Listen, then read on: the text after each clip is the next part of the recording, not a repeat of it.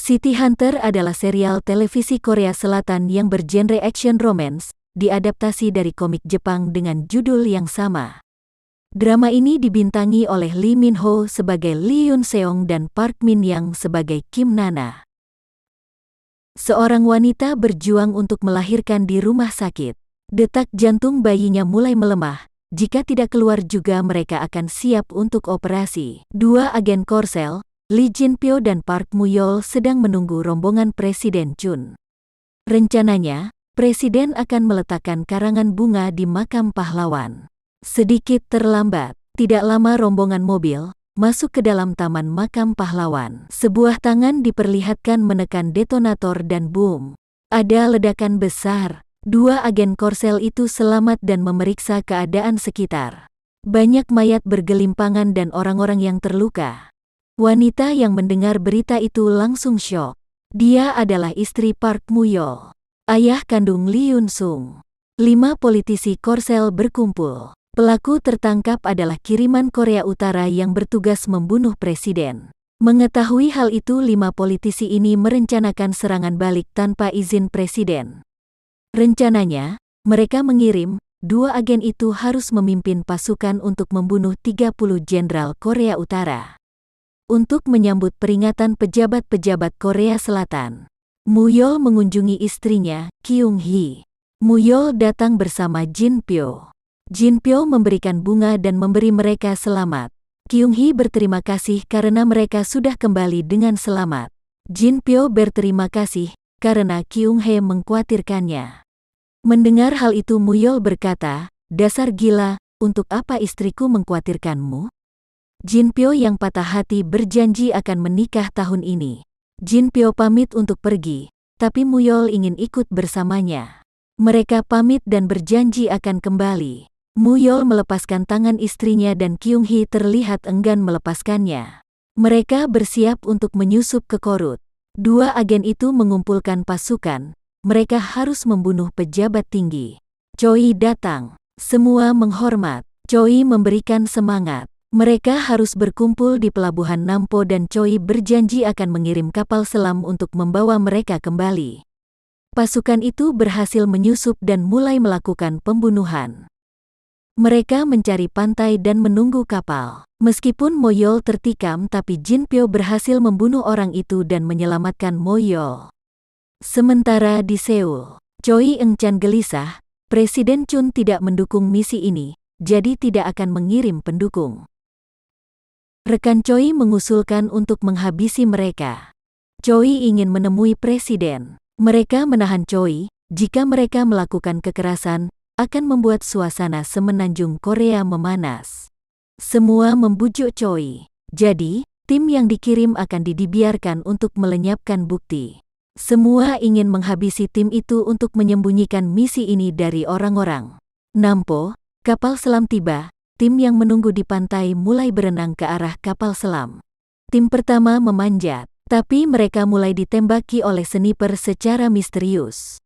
Tidak terkecuali Park Mu Yeol dan Lee Jin Pyo. Mu Yeol menjadikan dirinya tameng dan menyelamatkan nyawa Jin Pyo. Mu Yeol mendorong Ji Pyo untuk menyelam ke dasar laut, membiarkan dirinya ditembaki. Jin Pyo panik, memanggil nama sahabatnya. Kapal selam itu meninggalkan mereka. Jin Pyo muncul di permukaan dan jelas melihat kapal itu kembali ke Laut Korea Selatan. Sementara mayat-mayat tentara Korea Selatan dibiarkan terapung di Laut Korea Utara. Harus diakui ini benar-benar menyakitkan. Jin Pyo menangis dan melepaskan mayat Mu Yeol yang tenggelam perlahan ke dasar laut dengan terakhir kalinya. Dia kembali ke pantai Korsel. Choi Eung-chan mendapat informasi kalau tim yang dikirim sudah mati semua. Semua dokumen juga sudah dilenyapkan. Semua minta Choi merahasiakan misi ini hanya di antara mereka berlima saja. Saat Choi sendirian dan tiba-tiba sebuah ancaman mengancam lehernya. Lee Jin Pyo muncul di belakang Choi. Choi minta maaf dan mengatakan itu pengaruh dari Amerika. Jin Pyo marah dan mengatakan tentara rela mati demi negaranya sendiri tapi bukan untuk pejabat. Tiba-tiba menghilang meninggalkan pisau menancap di meja dengan sebuah pesan. 20 orang dikhianati oleh negaranya sendiri. Aku pasti akan mengambilnya kembali. Jin Pyo pergi ke rumah sahabatnya, Mu Yeol. Jin Pyo segera mengambil bayi Kyung Hee. Kyung Hee kembali dan bayinya sudah hilang. Hanya ada surat, Mu Yeol sudah mati. Aku akan mengambil anak ini dan besarkannya. Kyung Hee panik dan lari mencari bayinya, tapi tidak ada jejak. Jin Pyo membawa bayi itu pergi meninggalkan Korea dengan perahu motor. Bayi itu menangis terus dan seorang wanita membantu Jin Pyo. 10 tahun kemudian, di segitiga emas, Thailand, Jin Pyo menjadi bos mafia obat bius. Jin Pyo mengetahui anak buahnya menjual narkoba di Korea, tanpa belas kasih langsung menembaknya. Sementara itu Yeon Sun kecil belajar menembak. Jin Pyo mengajar Yoon Sung dengan keras, ia menunjuk, kepala, leher, dada. Anak buah Jin Pyo mendekat dan berkata kalau sebagian besar anak tidak mengenai sasaran. Yoon Sung latihan bela diri, dia sudah kerja keras, tapi Jin Pyo teriak, apa hanya itu? Saat malam tiba Yeon Sun, dia membuka laci ayahnya dan menemukan sebuah foto. Ia menanyakan apakah itu ibunya. Jin Pyo menjawab kalau ibunya sudah meninggal dan merobek foto itu. Yeon Sun lari ke hutan sambil menangis. Dia melihat seorang ibu bersama anaknya, ibu itu memanggilnya. Yeon Sung mendekat dan tertidur di pangkuannya. Yeon Sung kini menjadi dewasa, dia tubuh dengan sangat tampan. Yeon Sung sedang naik perahu bersama teman-temannya melihat-lihat desa saat di pasar dia mendengar keributan. Di sana dia melihat seorang yang jarinya mau dipotong oleh preman di tempat perjudian. Dia membuat kekacauan dan menyelamatkan orang itu. Dia memanggilnya paman. Karena orang Korea pertama yang dia temui dia mengajaknya lari dan membawanya ke perkampungan tempat dia dan ayahnya tinggal, dan jelas itu membuat ayahnya marah. Karena paman itu memiliki bakat masak jadi dia boleh tinggal. Yoon Sung menarik foto dari kantung Sik Jong, dan menanyakan nama gadis cantik itu. Namanya Kim Nana. Yoon Sung menunjukkan perkampungan itu pada Sik Jong. Sik Jong heran melihat cara tidur Jin Pyo, yang duduk dengan senjata siap di tangan. Anak buah Jin Pyo datang bersama wanita yang selalu baik pada Yoon Sung. Jin Pyo mengikat Muong di dekat target latihan, tembak yang benar, kalau tidak Muong Surin akan mati. Yoon Sung menembak semua target dengan tepat, melempar pistol dengan marah. Yoon Sung tiduran dan memandang foto Kim Nana. Yoon Sung bicara dengan foto Nana. Mengarahkan senjata pada orang yang kau sayangi? Apa itu masuk akal? Beberapa orang menyusup ke perkampungan itu dan melihat Yoon Sung tiduran. Mereka preman yang dipermalukan Yoon Sung saat di pasar. Mereka ingin menembak Yoon Sung.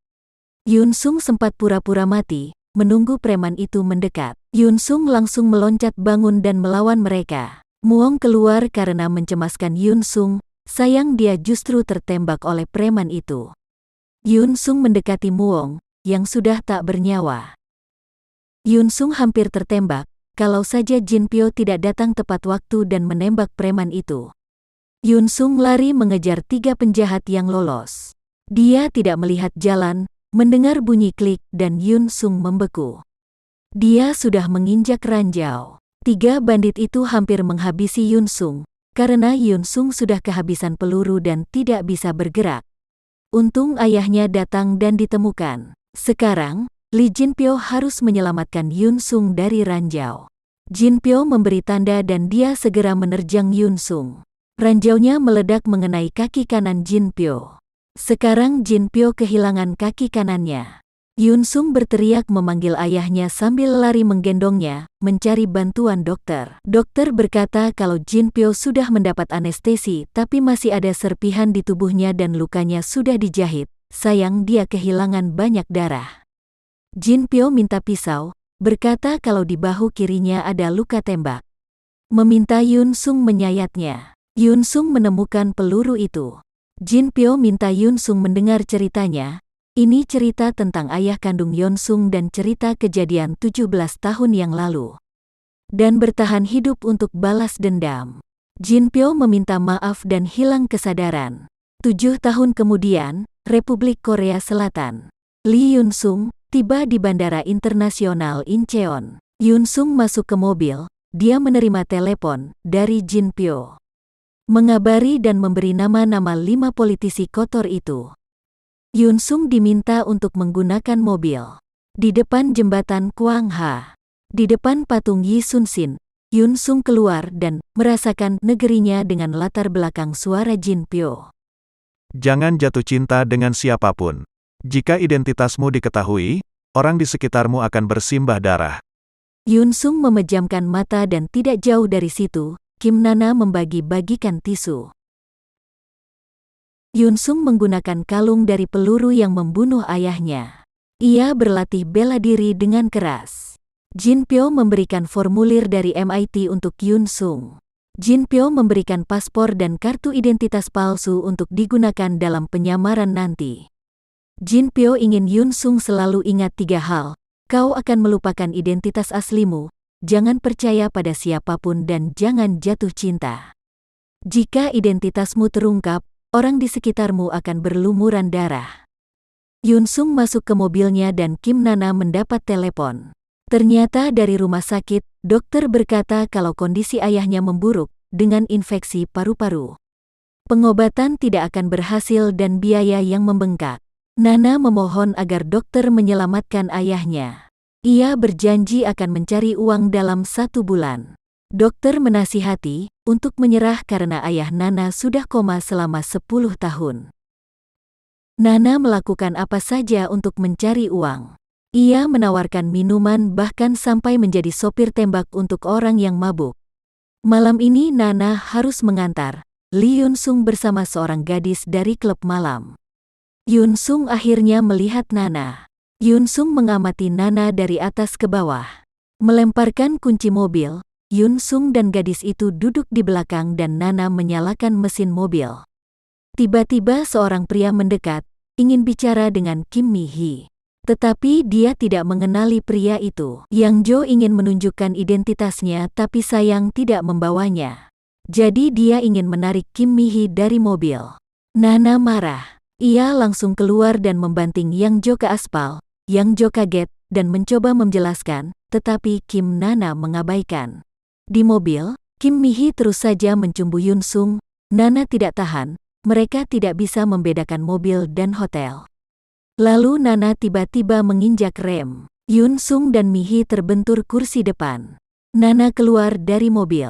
Dia tampak kesal. Yun Sung juga turun dari mobil, tapi tanpa membuka pintu. Nana menolak mengantar mereka, tapi Nana tetap meminta ongkosnya.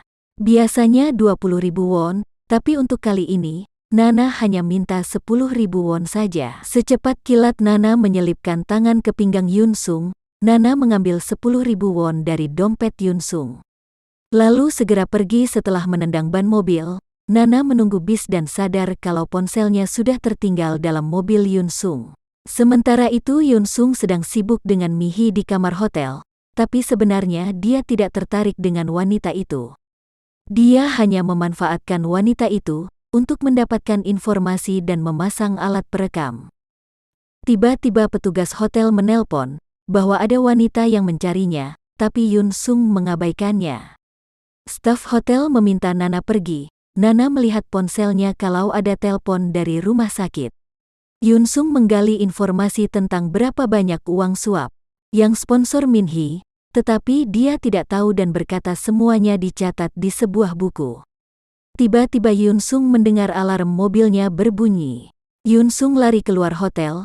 Yun Sung mengambil ponsel Nana dan mengangkat telepon itu. Nana sudah di RS, memohon pada dokter untuk melakukan operasi. Dokter merasa itu sia-sia saja. Ayah Nana sudah koma lama, lagi pula biayanya mahal. Tiba-tiba Yun Sung muncul, operasinya sudah dibayar. Yun Sung menunjukkan ponsel Nana dan pergi. Yun Sung pergi. Nana berjanji hanya meminjam dan membayar uang Yun Sung. Nana tidur di bangku RS. Paginya, Nana mendapat telepon kalau ia lolos seleksi.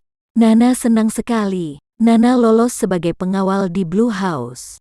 Nana kaget melihat Yun Sung. Keduanya saling kenal. Yun Sung berkata dia bukan petugas keamanan. Petugas lain datang dan berkata kalau Yun Sung adalah ahli komunikasi yang dikontrak Blue House. seorang PhD dari MIT Amerika. Yoon Sung langsung dikenalkan pada tim komunikasi presiden. Yoon Sung menempati posnya dan salah satu staf mengenalkan diri, namanya Ki Jon. Senior sudah kerja di situ selama 2 tahun. Ki Jon ingin Yoon Sung menghormatinya sebagaimana junior. Nana mendengarkan briefing tentang putri presiden Choi Da-hye. Karakternya memang sedikit berbeda. Kemarin, 2 petugas keamanan memberikan surat pengunduran diri. Nana heran, dia datang sebagai pengawal presiden, bukan putrinya.